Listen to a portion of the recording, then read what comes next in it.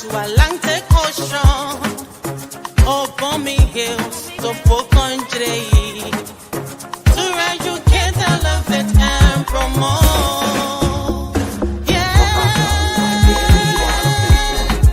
focus on Liberia,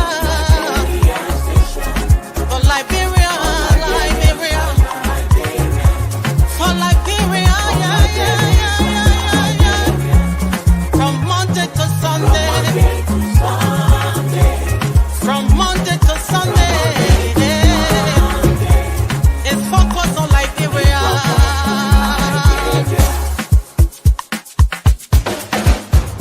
Talk about home affairs,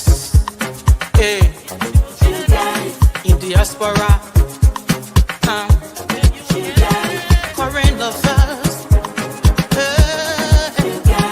reliable information.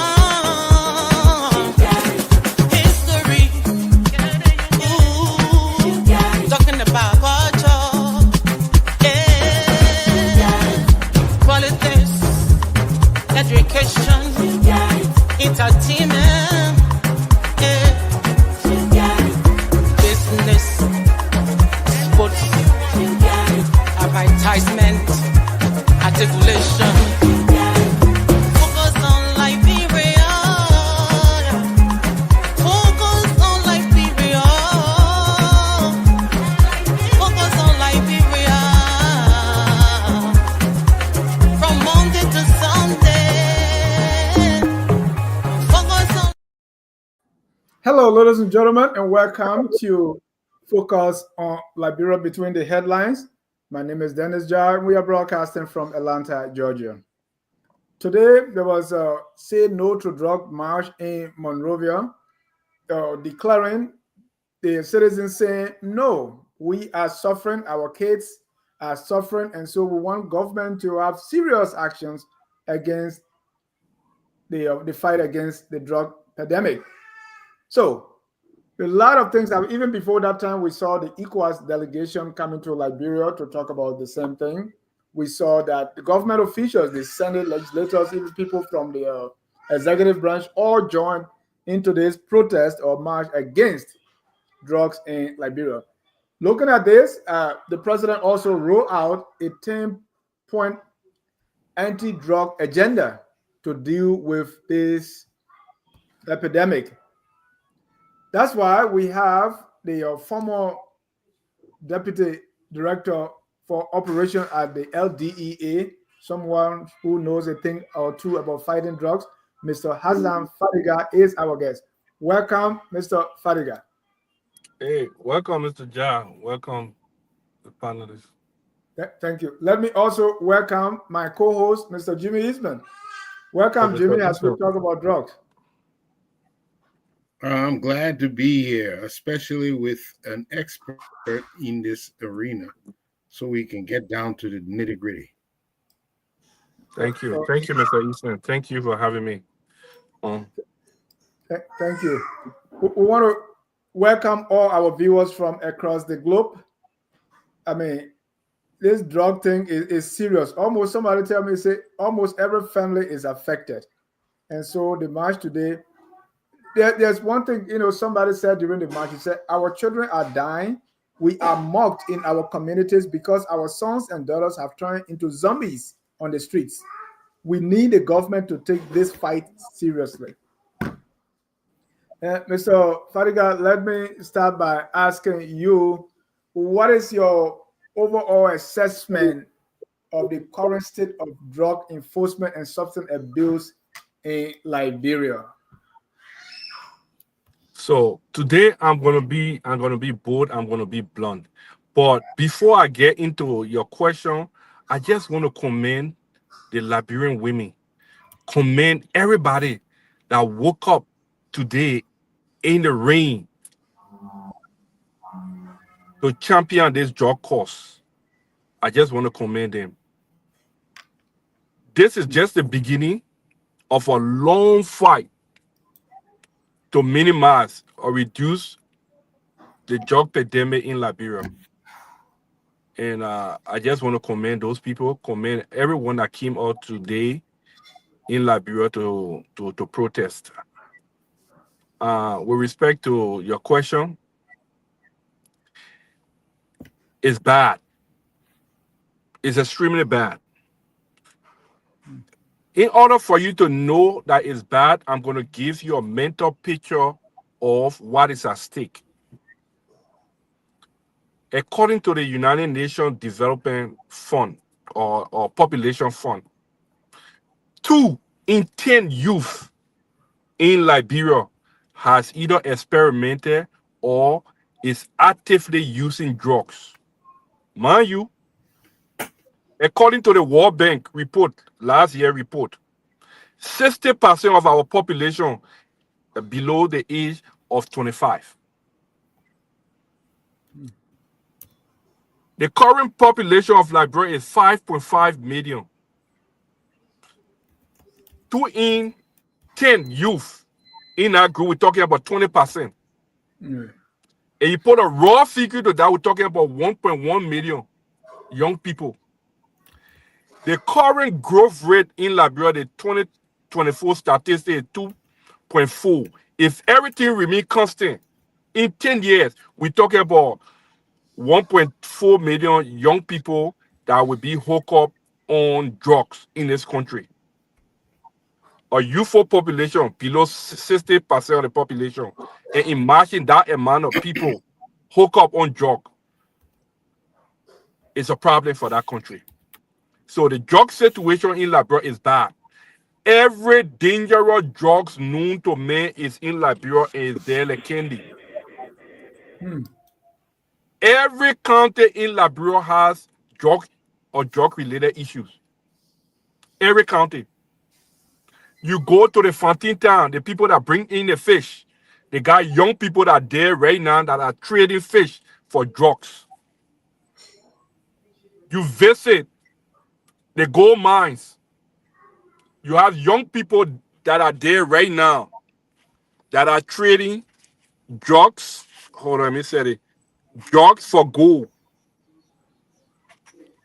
You go to our schools from the JJ Roberts to the CWA. They got kids that are smoking or experimenting with drugs. Now, the scary one now, because the drug has been legalized in most of the states in America, there's the other drug called the LAU. It's the cannabis or the marijuana. They are shipping it to Liberia in large numbers. And that's the gateway drugs to most of the young people, most of the young girls, beautiful young girls, high school children, some of them college children. That's why they are experimenting with. It's very expensive. Just a little knocker is about $20. It is in Liberia. US You have the powder US cocaine, dollars. US dollar. Then you have the kush. The kush is the cheaper and the more effective one. That's the one that put it so on the leg and stuff. The kush is just for a little wrap is around 200 Liberian dollars. Then you have the cocoa, you have the tar, you have all kinds of drugs. I can't even go on naming it. It is in Liberia, it is in every community. That's the kind of situation we have when it comes to drugs in Liberia. I thank you for that picture. Let me ask you now about today's march. How significant is today's anti-drug march for Liberians, for Liberia's ongoing battle against illegal substance use and, of course, trafficking? How significant was the march today? The march was very significant, but I'm cautiously optimistic. The reason people got on the street to march was to create awareness, to tell the government enough is enough, that we have an issue and we need it to be resolved. Will it be resolved? But from the government, let's say the president even had on that same shirt. The lawmaker, the senate, the senators, the representatives. I saw at the foreign ministry, deputy, everybody was marching. So I got confused about the message. What were they saying now? Like in the case of the pro tempore of the Senate, in case of the president, in case of the deputy foreign minister, what were they saying? I would say this: the issue of drugs, the issue of poverty, violent crime. You cannot put a spin to it. You cannot put a max on it. You cannot play lip service to any of these things because these are real life problems that real people are faced with every day. So even if you put a spin to it, it's gonna come back right in your face. But there's one thing we can find solace in, the Liberian people can find solace in. The person that is steering this ship, President Joseph Boyka. I've sat to the old man, and I said it maybe the other time on the show, and I will say it again. Prior to coming to the US, I met with the old man. I had a meeting with him in the office, and we discussed the drug thing.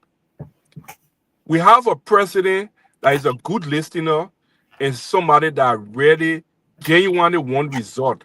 When you talk to him, he listens. And when we discussed the drug issue, and he was very concerned. So and I just got everything I told the president I was going to happen. It's happening right now.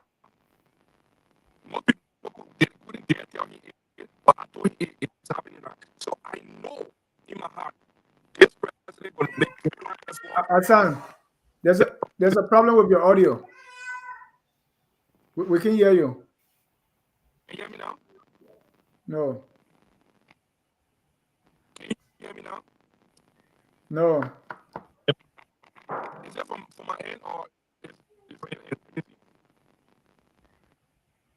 It's from It your end. appears you're using your car speaker or you're using your headphones. Are you using your car speaker or your headphones? I took the headphone. Hold on. All right, you can go out and come back in. Let's see if that will help. Jimmy, while we, before I bring you, Jimmy, let me ask you, right? Today's topic or say no to drugs, right? What was that no? Is it no to using drugs? Is it no to trafficking drugs? Is it no to playing a blind eye to drugs? Is it no to not being effective prosecuting drug crimes? What was this no all about? I like that question, and this is why I question. I'm glad Fadiga is back. Fadiga, can we hear you? Can you speak? Yeah, can you hear me now? Am I Yes, clear? Yeah. much All right. clearer now. I was asking Jimmy when they say no to drug. What is this no? No to using drug, no to trafficking, no to playing a blind eye to it, no to refusing to prosecute. I wouldn't look. I think saying no to drug is a mantra to inspire people and to create awareness that we have a problem and it should be properly looked at. So I wouldn't think too much of that. It's a good mantra for us to use to inspire all of us to stand up for something that might destroy this country if we don't. Yeah, but Hassan, if I may, we noticed that I think it was during Ronald Reagan's administration, they had a similar mantra: just say no. It was championed by his wife, Mrs. Reagan, and at that time, they were jailing people for possession for you. It was not until lately that we found that drug use is also an illness. It's a sickness. So you have to approach it not as from a criminal point, but from a health issue.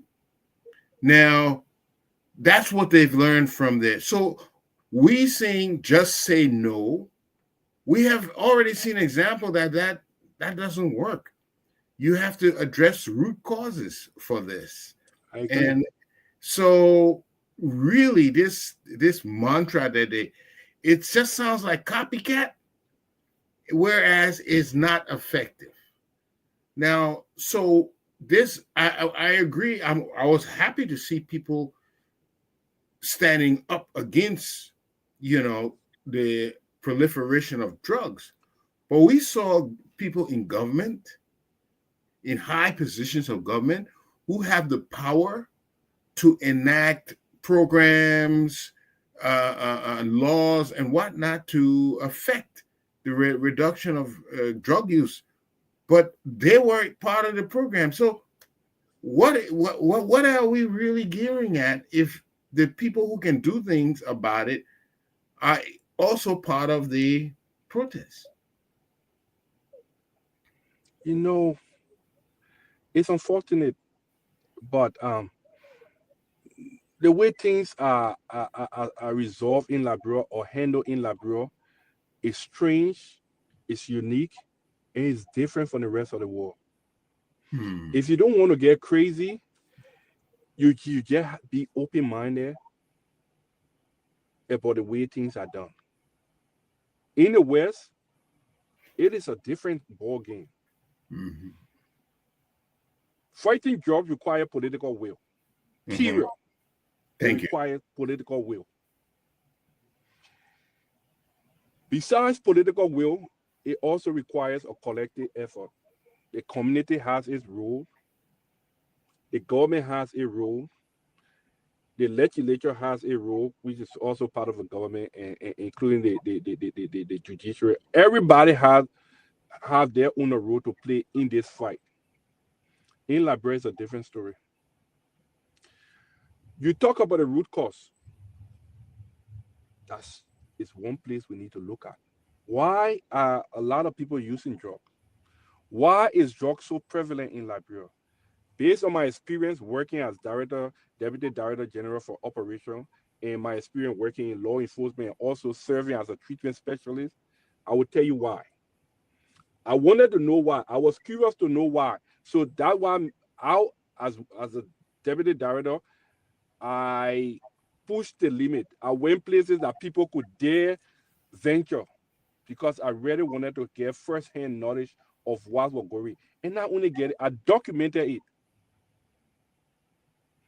The first thing, drug in Liberia is a means of economic sustenance for a lot of people. We have a country with a high unemployment rate. A lot of people are living, sending their kids to school, supporting their family from the sale of narcotic substances. That's a supplemental income. That's some people fixed income from drugs, the sale of drugs. They sell drugs in eggnog. I went to West Point. This lady have big jar of eggnog. They put the eggnog and mix it with marijuana, and they sell it in the community. People buy it, they drink it. It's a normal thing. They make thousands of dollars to support their kids, take care of them, their family. They put it in kanya. They put it in pepper soup. They put it in all kinds of things, and they sell it. They sell it around schools. They sell it in schools. They sell it in the nightclubs. They sell it in this little amusement center around the local community. It has been normalized. That's how people feed their family. Then you have other people too, with the high grade one that they cook and other stuff. We have other big shots, other people, the Lebanese, other foreign national, other people that are involved. They are using. They have their own supply. They have the other one that cannot afford. They have the other group of people too that are also using. You go in the ghetto, they only sleep and use. The food around that area, they buy the food. They don't have anywhere, they don't go anywhere. They just stuck in that location, and that's all they do. They get high, they find little food to eat, they go back to getting high, they find little food to eat, and they go back to getting high. That's the only place. They cannot even move to walk probably about a mile away from that locality. People sleep in graveyards. Literally sleep in the graveyard. They dug up the body and they sleep in the graveyard. To solve that problem, we need to find another way to provide for the people.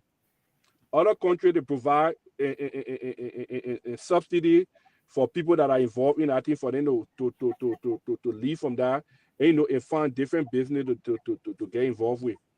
We can provide subsidy for some of the people.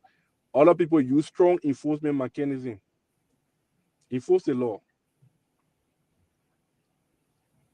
Harsh penalty for people that introduce poison into our community is another way up. So I hope I answer your question with respect to that. Why? And part of that is, so the let's say the one I read, the lady said we want government to be serious. And so to Jimmy's question, so if the person who's supposed to make the law, if the person who's supposed to stop the drug, if the person who has the power to do X, Y, Z, if that person too is in the street, does it mean that we don't have a solution? Everybody's just giving up? You know,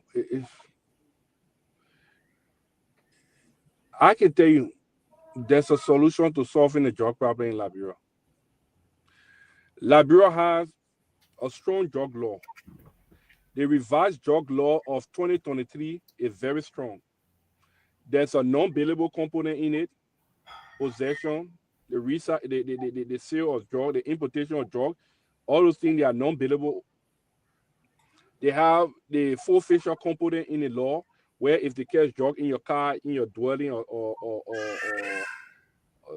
in a business establishment, once you have been successfully prosecuted, that property is no longer yours. The government will sell it. 50% of that of the proceeds from the sale of that property will go to in the government revenue. 25% will go to DEA, and the other 25% will go to some rehabilitation center. So there's strong drug law. So and that's the reason for my question. So the person who's supposed to do what you just said, who's supposed to enforce that law, was in the rain today, acting like they don't have any power to do anything. Were they just joking, making fun, or they are only saying we can't do anything about it too? The person who's supposed to do what you just Earlier, I said something. I said drug, like violent crime or any other crime, you cannot put a max to it. You cannot play lip service to it, and you cannot put a spin to it, because it is affecting real people, real family. So I don't care what you do. Eventually, it's gonna come back to bite you. So I don't know what motivated them to be at that program. Maybe they wanted to be part of the process. They wanted to lend their voice to the cause, because this is a national call. It's a rallying call for every Liberian. So regardless of whether they are in government or not, I think everybody being down there is strengthening the awareness. Is strengthening it could be a positive thing too for the government, because the government, especially our policy maker, will start to think hard about what they should do right now going on forward. So I don't have an issue with them being at that program. Jimmy? Yeah. Okay. What we want to see is results. Exactly. Okay. So we've had a protest. Are they now going to, let's say, maybe expand access to treatment, rehabilitation? Are they going to get youth, more involved, give them some programs, and get them? I mean, what is going to result? I mean, it's one thing to protest, but it's always what do we do next is the question.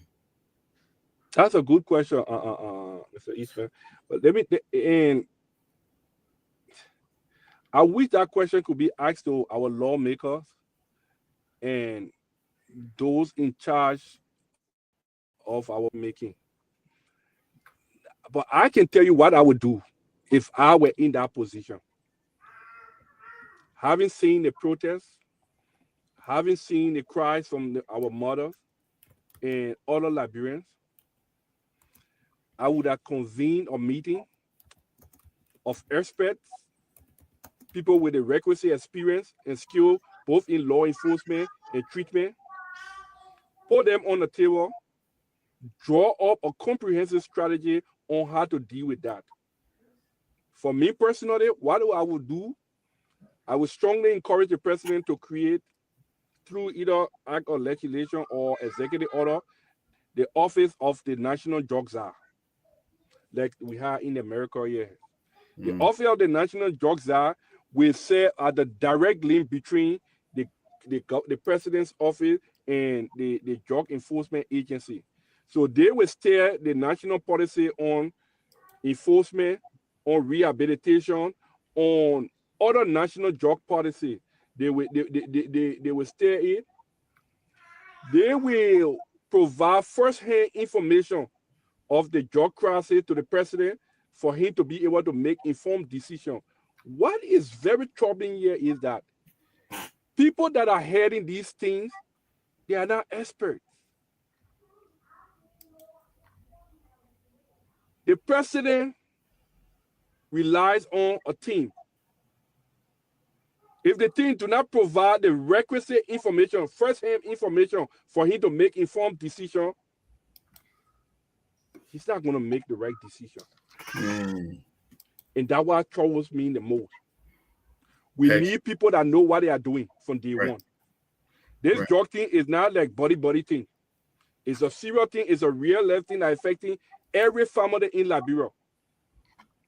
You need somebody with the experience in fighting drug crime. You need a mental health professional that understands the nature of the nature of drugs, how to treat it, and some of the protocol. So you go to the president with all of these, armed with these things, the president will be able to make the best decision possible for the country. What I read,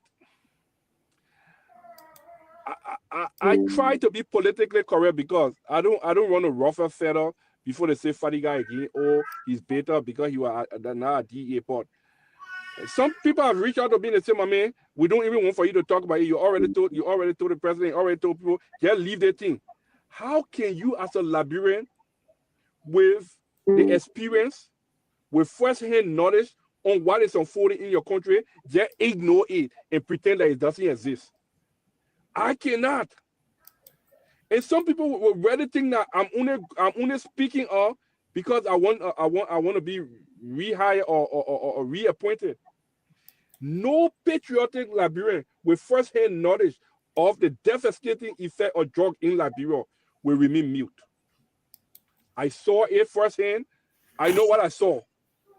And when I speak, I'm not trying to be an alarmist or trying to scare people. The situation in Liberia is bad. I'm not going to sugarcoat it. It's bad. And some of us that want to retire and go back to Liberia, we need to start thinking seriously about fighting the drug thing. Because you and myself, trust me, we'll not be able to live in Liberia freely in the next 10 years. If no measure is put in place, we'll not be able. You could leave your house and you might most likely not go back to your home. Wow. Then I want to give you a chance to address this. You were beginning to say something. Here's a comment by one guy who comes, he's one of our panelists. He said, you had an opportunity to really make a difference, but you got fired for gross insubordination. I'm sure you want to address that kind of question so the public will know what really transpired. You know, sometimes these questions, they are just annoying. In our country and in our society, people they got this thing of peddling false narrative with all ascertaining the facts. I've worked in the US as a professional for many years. I went to Liberia to serve my country. The incident at the LDEA has nothing to do with insubordination. I don't want to relitigate the LDEA incident because the community is coming together to help solve this problem between me and my friend and brother, Director Cloma. So I try not to reheat what transpired at the LDA. But I can say this on the show to your audience and to everybody. The incident at the LDA has nothing to do with gross insubordination. Absolutely nothing to do with gross insubordination. There were a lot of things that went on at the LDA, and we filed an official complaint. And after that, the rest is what you guys saw on social media. It has absolutely nothing to do with gross insubordination. Yeah, Gross thank you. insubordination is the misguided mindset of the Liberian that believe that carry this mindset that your boss is your boss and you dare not challenge him, even if he behaving unprofessionally or unethically. Yeah, So let's. I really don't want to get into the LDA because the community has been working tirelessly to ensure that we resolve the issue, and it's in our best interest to resolve it. And so I don't want to reheat what happened at the LDA. But again, Thank it you. has nothing to do with that. Right, and that's why I want to bring us to President Buakai's plan. You know, those of us who work, we know what happened on the job. So people get fired, people argue, and I'm not trying to minimize what went on there, but I want us to concentrate more of what happened today. So my question to you is, the president has just announced a 10-point anti-drug plan. From your perspective as a former deputy director, which points do you consider the most urgent or impactful, and why? And let me also say, does the plan go far enough to address the underlying problems? You talk of corruption, you talk about the way people are poor, this is their means of income, and the issue with drug trafficking. Does the plan go far enough to address that? And for those who don't know the plan, if you want, I can bring you up to speed. We will seize any property used to harbor or support drug dealers consistent with the law. All DEA regional commanders now face a 6-month result mandate. A national whistleblower program will offer cash reward and protection for any citizen who report drug trafficking. We will fast-track drug cases. We will invest in the expansion of rehabilitation center. We will invest in surveillance technologies, scanners, and K9 units at all border points. We will have an anti-drug curriculum will be introduced in schools. We will reinforce the national drug emergency declared last year. The bank accounts and assets of suspected drug traffickers will be frozen. We will significantly increase the national anti-drug budget, and so on and so forth. Mr. Hassan. You know, I laugh because I don't want to. And when it comes to the drug thing, I don't mince my word. About 2 or 3 on that paper is attainable and is realistic. The rest of that is a joke. The president convened a team, a task force in charge of formulating strategy to fight this drug issue. That means both the enforcement and the rehabilitation. I was part of that when I was with DA. I was part of that team too. And I was very instrumental in providing some information on how to help. It has been more than a year, 3, 4, 5, 4 months since that team was convened. For them to come up with that is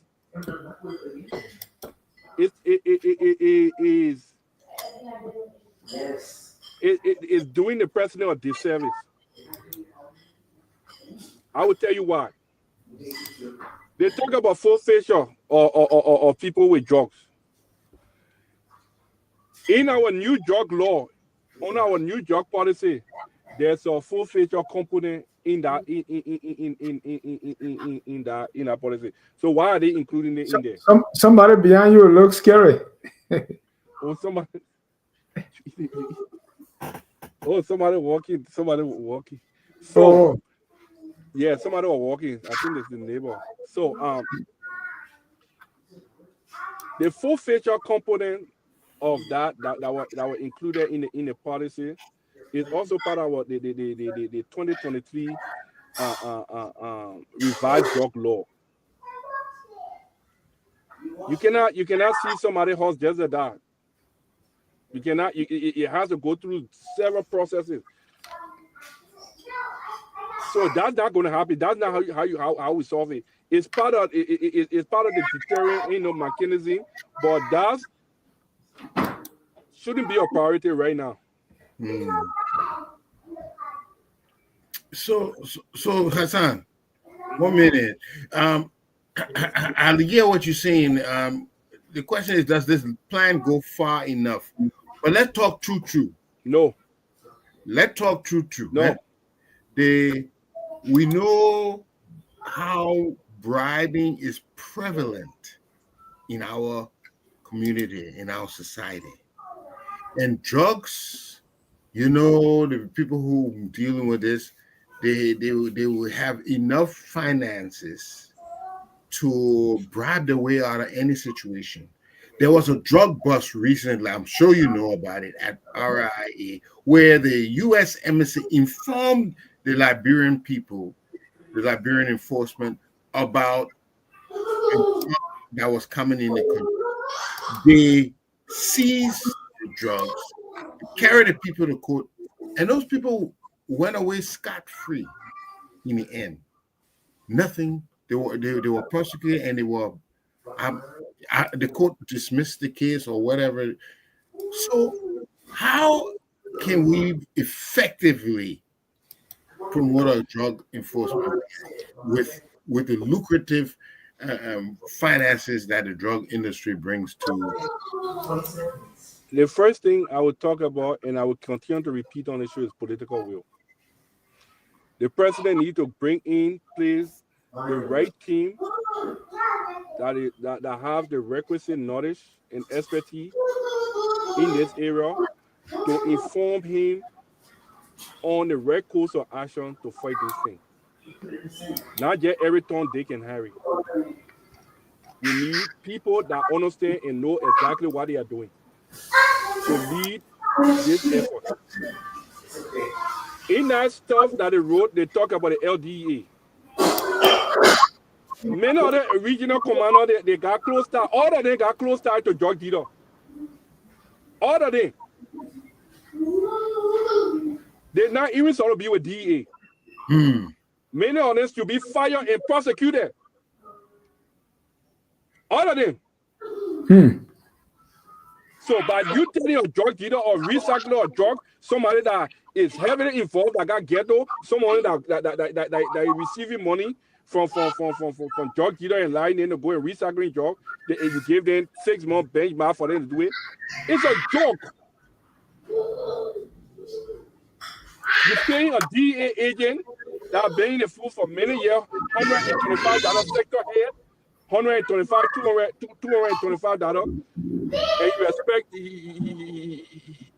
you expect result. It's a joke. When you put $1.9 million in the budget for DEA and only 200,000 there for intelligence money, it's a joke. But that 6 months study is a joke. But Hassan, the time it came up, is that a suspect? Because prior to, we know this no to drug march was announced some time ago, right? Just before it happened, we saw ECOWAS delegation to Liberia. And then just on the eve of the march, we saw the president coming out with an action plan. What is that all about? I mean, they could happen into the proximity, maybe a coincidence, but what's going on here? What happened? What is going on is the usual thing that is going on in Liberia. People are not serious about doing a job. They sit on position, they got proximity, they sit on position, and they just don't do the job. They do this kind of thing and just embarrass the president. That's what's going on. Because Jimmy, Do you see how these things are just happening? We saw Senator Snow in the graveyard. Mm-hmm.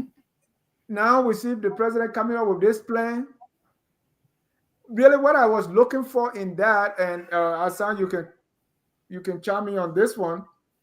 I'm looking for something more robust, even to the point of say we close all our borders. I'm looking at maybe we activating the armed forces of Liberia because this is serious. A lot of people keep talking about the armed forces of Liberia, and I got different perspective on the armed forces of Liberia. I Yeah. think we have the NSA, we have the LDEA, we have the police. They can handle Okay. fighting drug crime. We need more agents within the DEA. Before I lost my train, let me tell you, when we were at the DEA, I wrote the first draft budget for the DEA, and the budget was around that I was advocating for was around 26 million. So the 26 million I was advocating for, I wanted for every DEA agent, the minimum wage for DEA agents should be around 400. College graduates should be around 500. Sector heads 800 up to 1,000. That was what I was proposing for DEA. The DEA at that time, the employee rate was what the number of employees was around 500 to 600 employees. I wanted for her to increase it to at least add extra 1,500 to that number, to increase the manpower to at least 2,000, and then we provide training, logistic, and everything, and I went up to 26 million. And those guys look at me, it was like, you guys are joking, right? 26 million. And for that 26 million, we ended up getting, I think maybe 2 million or something. So that tell you how serious. So what would a serious anti-drug plan look like? So the anti-drug plan should include to incorporate both the law enforcement aspect and the rehabilitation. And when I talk about rehabilitation, I'm not talking about the 3-month nonsense that the people are doing. That 3-month stuff, rehab is a joke. And I'm speaking as someone that worked as a drug abuse treatment specialist for many years. For Liberia, my calculation, what is realistic is 9 months. So in that 9 months, the first month we conduct detox, psychosocial interview, and treatment plan for that first 3 months, and they start working on the treatment. The next 3 to 6 months, vocational training, and then the last month, community reintegration, and then we'll find meaningful opportunity for them to be able to integrate into the community with skills that they can be able to work and live. One of the things we're going to do is that if you from the Yucatan community and you grow up in that community, and that's where your psychosocial tells you that you started to experiment drugs through negative peer influence and all the things, from that community, we're going to try to transition you to the Dupo Road community. We're going to find a stable environment for you in that community for when you leave from the rehab to integrate. Maybe you left from the rehab with a trade in masonry or carpentry or even mechanic, auto mechanic. Ensure that you be able to find something in that area to start your life in the Dupo Road community. You can go back and hang around, go to that place, but we're not gonna take you and send you back into that community to live. We have to be intentional about fighting this thing. We have to show empathy. I don't like for people to say no money because it pisses me off. Where there is political will, money will come. And this drug thing, nobody should sugarcoat it. I cannot sit down as a professional who work in the field, serve in Liberia for some time, saw it firsthand, and look the other way. It means I'm incompetent. It means that everything that I learn, I shouldn't even be practicing it. That's why you hear me speaking passionately here today and saying some things that normally people wouldn't say, especially me. This is my government. I still have strong confidence in the president. I love the president to death. But we have to speak truth to power because it is about Liberia. It is about our youth. If nothing is done, Liberia is doomed. And the trend will be irreversible. That's what scares some of us. Jimmy? Yeah. We hear the passion with which you speak, and we find that noble. But here you are now, one of those very knowledgeable of the drug situation in Liberia, somebody who's trained in law enforcement. You're all the way here in the U.S. So how can we make use of resources like yours or all the resources in the diaspora to help us with this drug situation in Liberia? Oh, I'm here temporarily. I'm going back to Liberia. Okay. I'm here with my family for a while. My daughter graduated from high school. She's will be starting college on the 25th. So I'm here to to spend some time with my family and get something. I'm going back to Liberia. I'm not coming back to live permanently. I'm only here temporarily, and I'll be going back to Liberia. Okay. I think there's more some of us can do to help this president, and I can tell you this much. The reason I have strong passion and unwavering support for this president is because there has never been a time I've sat with the president or met with the president and he look at me funny or he found his feet. He always listens and he always speaks from the heart. And I know with some of us, with the passion we have and our experience, he's waiting to tap into it and he will listen to us. Unfortunately, there are some people around here, I can't say the same for them. But it reaching to that point that in order to save Liberia, we go after some of them. It reaching to that point. Mm-hmm. Wow. So what challenges do you foresee in enacting and sustaining the measures outlined in the president's plan? What do you see will be the challenges for them to? The right people are not in charge. Okay. And you can only give what you know. What you don't know, you will not give it. So they're going to continue to play lip service. They're going to continue to give the president misleading information, and things going to start choking his neck. And then at the end of the day, they're not even going to take ownership or responsibility. They're going to push it to the other to the curb and find a scapegoat. And guess what? The entire country suffers. I see how, your love for the president.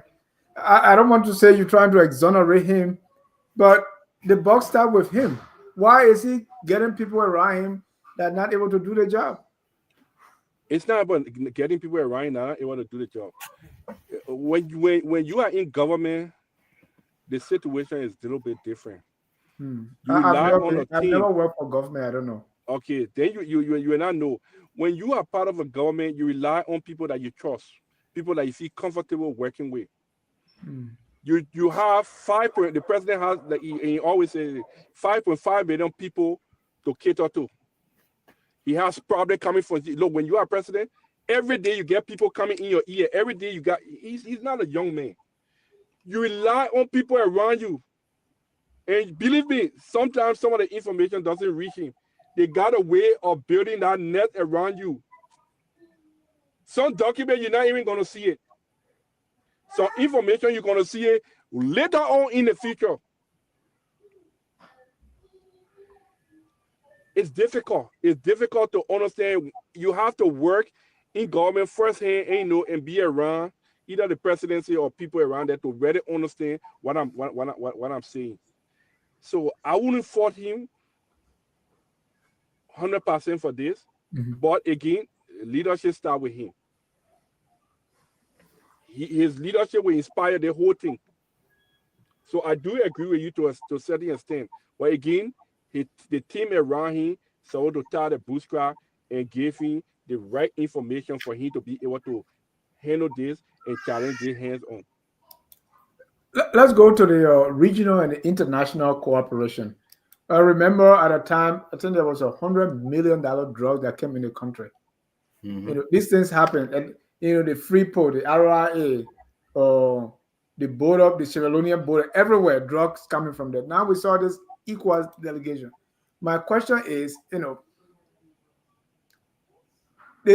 how important is cross-border cooperation, and what more can Liberia do to strengthen its partnership with the neighboring countries? And my reference is to the ECOWAS delegation that just came and went to the graveyard with snow and all that. Is there anything that we can do to really strengthen that so that it will be more meaningful than the photo op we saw? The drug situation is a regional problem. They have that problem in Guinea, even though not at the scale we have it here. They have it in Sierra Leone. It's even worse. Nigeria and other countries. But here's the thing. We need to build our intelligence with both community countries, especially Sierra Leone. Sierra Leone has become a problem for us. The both waterside border and other border crossing, especially in the Cape Mount area, the Lofa area, it has been a serious problem for us. I don't know what they are doing in Sierra Leone, but I think it is time that we send a team to have a honest discussion, a frank discussion with the Sierra Leone authority about the importation of drugs into our country. It is rampant, it is bad, and it has to stop. Then we need to enforce our border. Right. Every vehicle to that border need to be checked. The UNODC has some scanner at the airport during my time they wanted to give it. We couldn't even find a spot for them to give it. The machine is a small machine about this size, but it costs about $50,000. It scans, ain't no package. It will be able to tell you whether a drug or anything in there. We need to invest in K9. I do agree, K9, dog. We need to invest in intelligence, surveillance. We need to train our agents. Look, it's not rocket science. It's not guessing.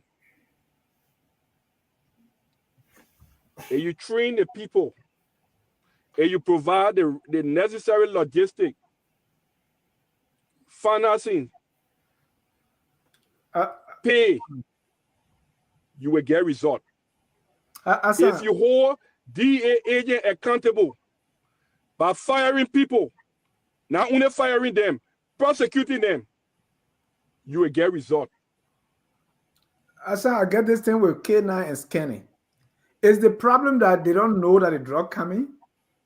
I mean, it's one thing to say, oh, we didn't know somebody smuggled a drug, we didn't see it. But it appears that they see it and they allow it because they want to make profit. It's like somebody at that border or somebody at that crossing point is in collusion. So it's not, so you can bring 10 K9, right? It's not only the DEA, my brother, it's not only the DEA. You have LRA at the border. You have immigration at the border. So my question is, they know it coming. They see it. They just allow it to, not that they didn't detect it, but they just allow it because they benefit from it. Kind of. Okay. But again, it only happening because people are not really held accountable. Exactly. That's why it's happening. So let's drill down to the root cause. The Liberian people, we are interesting kind of people. We are hard-headed, but if you handle 2 or 3 people for the same thing, people will get in line. We are not taking the drugs thing seriously. And it hurts me because, Dennis, I just want for you to picture this and your audience to picture this. When you are hooked up on drug, You become entrapped in your own body. You become prisoner of your own body. You die slowly. You wish somebody had put a gun to your head to just take you off because you can't muster that courage to take yourself off. Every day as you die slowly, your family watch you die slowly and they die slowly with you. We all have kids here. Imagine your beautiful kid that you play with and sit down every day, and one day you come and see him cool. And you notice that he's using. I'm in New York right now. I left my phone. I'll just get it straight. I'm not going to call the person in. I'm not going to get involved because of privacy issue. But a dear friend, I left to come here to help that person. The person is battling both substance and mental health. Very bright. Had everything going on. Because of my expertise and my knowledge, I was able to help that person, to stabilize that person now. Now, many of us would leave or take upon our business schedule to come and do that. That's why I'm here. So that's why I'm in New York. I'm currently in New York. The drug thing, it pisses me off. And I don't care who. When sometimes I want to go off on certain people, but I have to restrain myself, because when you are part of a government, you're part of a court, and so your comment have to be measured. But in reaching to that point, I will go off on certain people if nothing is done about this drug thing. It's no joke. If you and myself want to go back to Liberia to live, we cannot treat this like it's some joke. It's a serious matter that requires serious attention. Mr. Fadiga, part of the President 10-point plan says an anti-drug curriculum will be introduced in school, with random drug testing being introduced in high-risk institutions and populations. Let us not forget, almost 2 years now, the president did take a drug test. And since then, we've really not heard anything coming from the executive mansion fighting drug or taking it very seriously until now. With respect to that, I will tell you this. I'm more practical when it comes to fighting drugs. As a clinician or someone that understand that, I will tell you what works and what I wouldn't even bother. DEA agent, police officer, NSA agent to take drug tests, random drug tests. If they are found with substance in it, they got something like when I was in with the Fed, they call it, I don't know, sober harbor or something. If you know that you are struggling with substance abuse, come to your commander or come to your team and tell them I'm struggling, and will provide, the government will provide help for you. If you don't, and they call you for random UA, and you are found with substance in your system, you are fired. Those that are carrying firearms, those that are serving in law enforcement, whether it's the police, whether it's the DA, if you are abusing drugs, you should be terminated. Period. With respect to the school, high-risk schools, we should allow the school to incorporate that into the policy.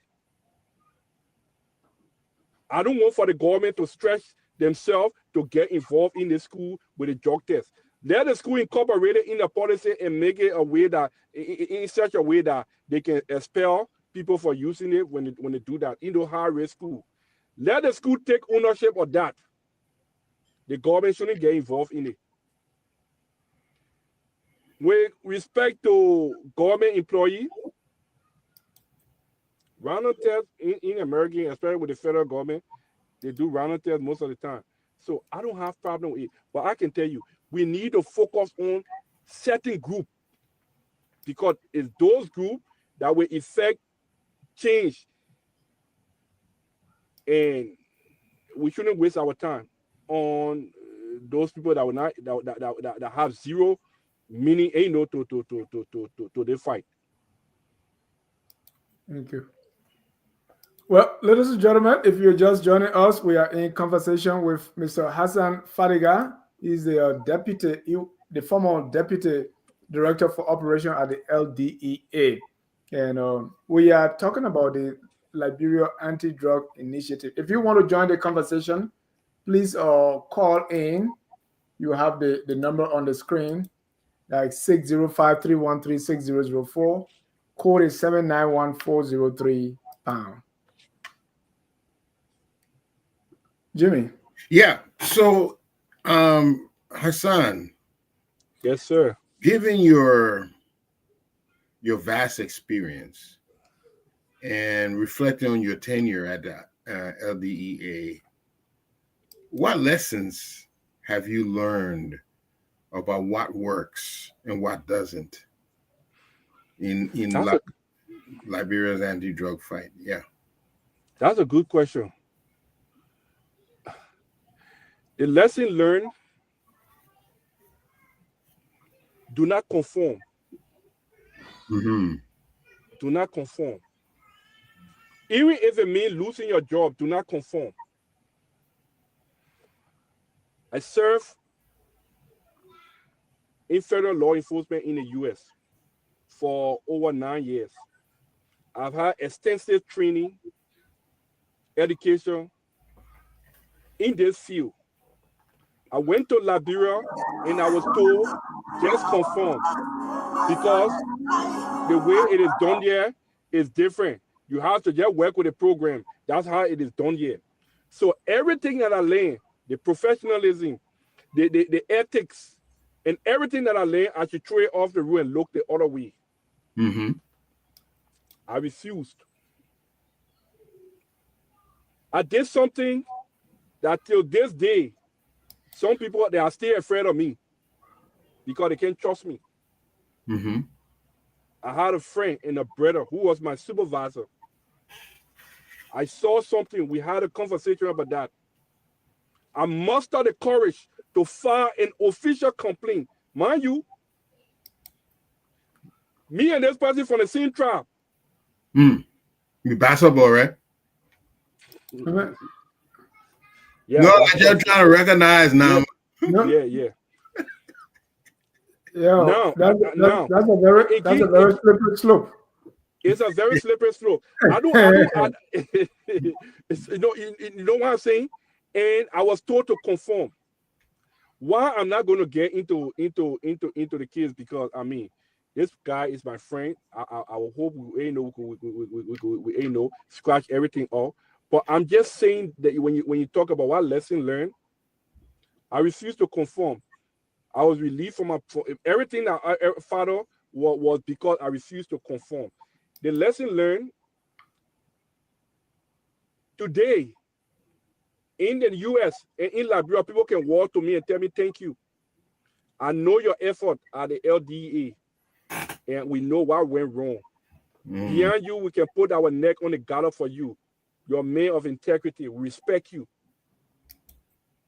For me, it's better than $1 million. That I can walk in the public with my head high and nobody will accuse me of having either a drug dealer number in my phone or a label with any corruption in any form. I can walk with my head high. But the other thing I would tell you, listen more. Listen more. If what you observe is not in line with your values, resign and walk away. If you chose to fight, stay the course and do not conform to the backward mindset in Liberia that this is how it's done. Do not. But be respectful of people, especially the people around you. Be humble, but be ethical. Be principled. Okay. So I got a question. I hear what you're saying. And I will tell you my experience. I went to Liberia about 6-7 years ago, and I was going to be brought on board, but I noticed if I had come on board, I would have to conform. Just what you say. And I didn't want to conform. I say in my old age, I'm coming to be corrupt, And how do you work in a place that if you don't conform, you are the black sheep in the family? How do you work in an environment like that? And Jimmy, what are you to do? You say you break the thing down, man. I would have been given a position, but I know there was undertones. I saw it, and I said, nah, if I get in this, I will have to conform. So what do you advise other Liberians? Because Liberians want to go to Liberia. Look, I can tell you go to Liberia. I encourage every Liberian every day to go to Liberia. Don't be afraid to go to Liberia. Look, let me tell you, when you have stayed in America for long, we adapt and our brain has been conditioned to certain values, certain ethical principles. Do not trade off the roof when you go to Liberia. Keep those. I can tell you this much. It might seem like you are not making headway, but I can tell you this. People are on the ground. They are watching you and they will respect you. There are a lot of people at the DEA, they hold me in high regard because of my professionalism, because I held my ground, and because I did everything professionally. At least I made honest effort to do everything professionally. Do not be deterred by those that will come around and say these things. Do not. Then in that you should walk that fine line. Do not be arrogant about it. Because most of the things that I'm telling you, it has been normalized. So sometimes the way you handle it, I'm not judgmental. You have to teach the people, and especially when you're in a leadership position, teach them, recondition their mind for them to see things from your perspective. Do not be arrogant about it. Do not walk with that chip on your shoulder that because I possess this mindset, so I'm better than you or I'm superior. No, do not. Be humble about it. But I can tell you this. You can educate people, you can change it. One of my strategy was when I sit with LDEA agents, I would tell them, I said, look, I don't have gold and diamond to give you guys. But I can tell you this much. If we get this job done and we do it well, many of you life will not be the same again. They say, how, Chief? I said, let me tell you. There's drug issue in Peru, in Canada, in America, in Russia, in a lot of countries in Europe. If we can get it together and get it right, many of you will be subject matter expert in this thing. You're not going to get rich, but I can tell you this much. You're going to travel around the world. It's going to change your life. I said, Chief, but for you? I said, yes. I said, our strategy is simple. We need to bankrupt the cartel. You don't have to go for the money and recycle it. What are you doing to your kids? And look, my message was resonating with the young agents. The little money I would get, you share it with them. Make them feel valued. Make them feel important. You can be the head. You shining. You eating. All the people they're struggling for crumb. And then you're telling them, you got to do the right thing. The right thing will not put food on the table. The right thing will not take care of their family and send them to school. We have to be practical and we have to be smart about changing our country. We have to be intentional about changing our country. We have to be genuine. That is lacking among many of our people in Liberia.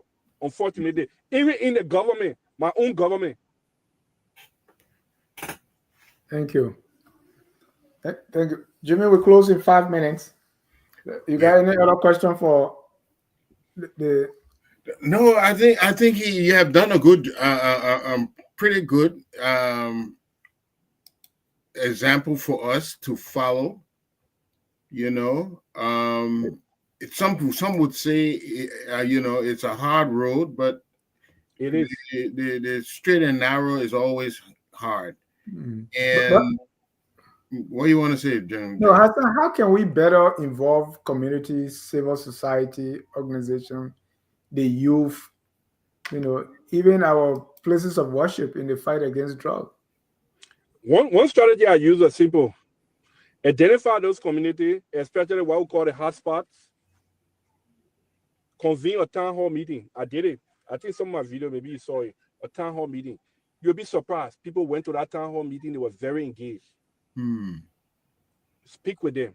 You'll discuss the root of the issue. In that town hall meeting, you'll be able to identify a ghetto around that area. My strategy was simple. If I go into there's one time there was an incident at the Johnson Street community. They had a ghetto there, and those guys were just terrorizing the community, including the market women and stuff. This guy was there for long. I think it was this young girl, Queen Johnson. Some other people around that community. She told me, and some other people told me something. I went there. I saw them. They were hostile. I told them, when I come back here, it will be a different story. And I was clear. I was very assertive. And the thing about me, when I say something, I do it. When I went by there, the upstairs building that was there, it came down. The other building that was there that they were selling everything, we broke it with slash hammer, we broke it. I will provide food for the disadvantaged youth, the drug addict. I told them not to be afraid of me. I would talk with them, speak to their consciousness. But the drug dealer, I have zero tolerance for them. And when I go somewhere, everything coming down. We're burning and we're breaking. Look, if the people serious to fight drug in Liberia, they'll get the right people to do the job. For right now, they're playing catch up. I don't know. That should give me hope. I watched a lady who her own son, she tied his son up and called, the press. Yeah, I saw that one. Kwame I don't want to do this. It hurt me to do it, but if he was in chain. So if I don't do it, he will be all over here spoiling things and doing all kinds of things to others and himself. During the march today, I said this woman is crying. I have friends, even people younger than I am, they are kids, right? Are on drugs, and there's nothing you can do about it. Nothing. You watch your kid die slowly. They added themselves know that they dying slowly. I met this kid, I put it on my wall. The new one that is coming, that is killing them, the kush, you know what it's doing to them? It kills the taste bug on the tongue. They don't even feel. They just eat, they have to get something in the stomach. It kills the taste bug. On the foot, right now, the next thing that happening in Liberia, you will see a lot of amputated people handicapped. Uncurable and soul that come on the leg, on the leg, it's just there. Big like the football, about the size of my palm. Many of them are getting it. Wow. They're amputating their legs, their arms. And we still joking with this. Look, we need to get serious about fighting drugs. The DEA need to be overhauled. There are a lot of people that ain't supposed to be in DEA. When you start firing those people and prosecuting them, the rest will get in line. But you cannot do it when you're paying agent $125. The minimum should be at least $400. People can live on $400 a day, a month in Liberia. It should be realistic. On that note, Jimmy, we'll say thank you, Hassan. We'll close. Then it's always a pleasure having me on your show, man. Yeah, man. Anything final, give me something that I will go home and sleep, because right now I'm disturbed. I can tell you this much. The Liberian people can find solace in the fact that this president, whom I supported and still support 100%, is someone that is passionate about Liberia. Is someone that he's not just a politician. He's an honest man. Everything he's told me he was going to do, I've seen doing it. It may be slow, but I can tell you this much. I spoke with him, and I know he heard me. He told me something, asked me some questions, and he was genuine. And I know that even though there might be some bad apple around him, that I'm going to try to not get into all the facts, but I can tell you this much. There are other smart people around him, other people that mean well for Liberia. They are also giving him the truth. And when he's armed with the truth, he's going to do what is right for Liberia. So Liberian people can rest assured that the group that came out today, I don't think he's going to take it for granted. He's going to act, and he's going to do something about this drug situation. Jimmy, speak Bassa to the people in Riverside. to forget about the road. Jimmy, are you related to John Eastman? Yeah. Jimmy, that John who in Minnesota or in Atlanta? I don't know where is John. Why about Pressure Eastman? Yeah, all the people are my family people. You're talking that. You're talking that offline. You from Grand Bassa, what? Yeah, you know my late brother Victor Marshall. You're talking offline. Jimmy grew up in America. You don't know the people. No. But gentlemen, I want to thank you. I want to thank our viewers for watching. Always focus on Liberia. We get to the meat, and that's why you keep following us. Please keep doing that. Thank you, Hassan, for coming. Thank you, Hassan. Until then, we close with a song that says, "We are all Liberians." Good night. All right, man. We are Liberians. Liberia is our home.